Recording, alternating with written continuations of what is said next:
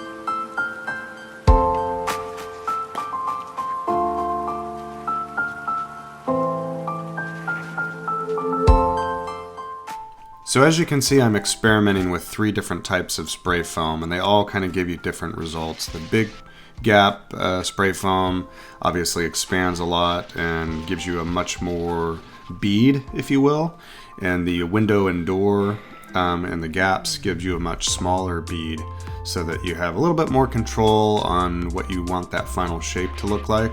So just experiment with the different types for whatever application you're using it for. I do like the Loctite because it's white, it's not yellow like the other spray foam. Great stuff. And I wanted to rely on the LED light strip to get all of my color from. I didn't want the yellow to interfere with the color. I wasn't sure what color I wanted to use for this particular prop.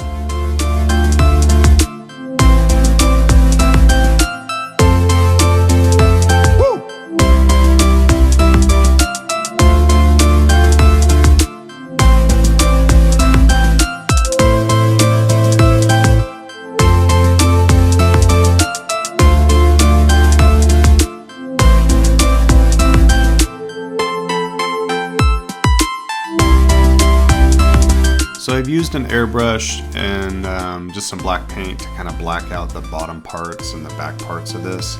And now I'm just using a paintbrush and some regular acrylic black paint to dry brush those high spots to really give you that effect of that they're burning coals.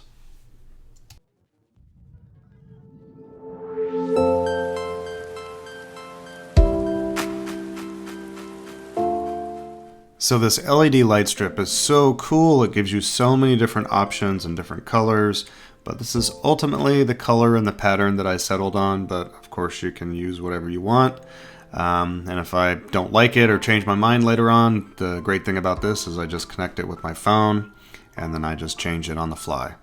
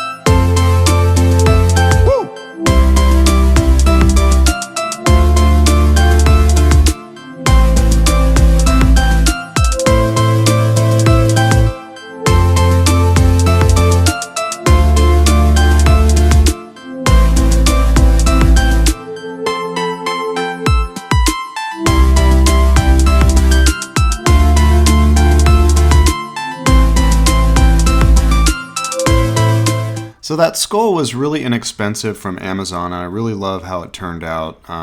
Because it comes completely white, it's really easy to paint it and kind of make it your own.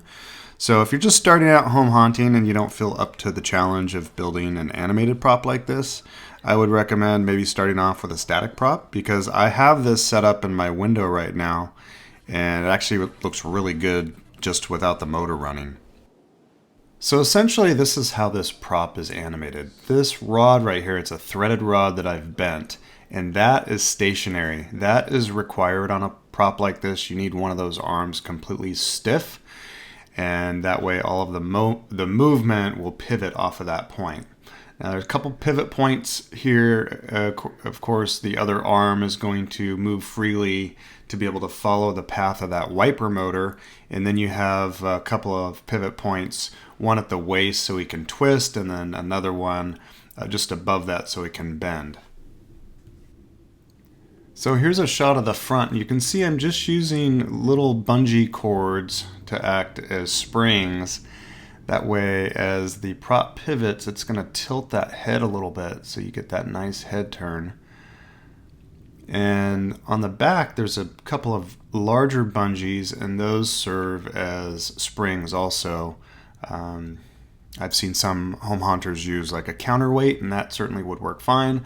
But I like the idea of the bungee cords because they're really simple to adjust kind of on the fly. You can make them as strong or as tight as you need to. And it worked really good for this setup. And once again, I have to reiterate that most home haunters make their Cauldron Creeps out of PVC, which is what I recommend. I just wanted to try something different with more range of motion. So this is my version. I haven't seen anybody do the version where it pivots and bends at the waist like mine does. I'd love to see somebody build that out of PVC. They're probably going to have to use some counterweights or try the bungee cord method that I used. It seems to work pretty good.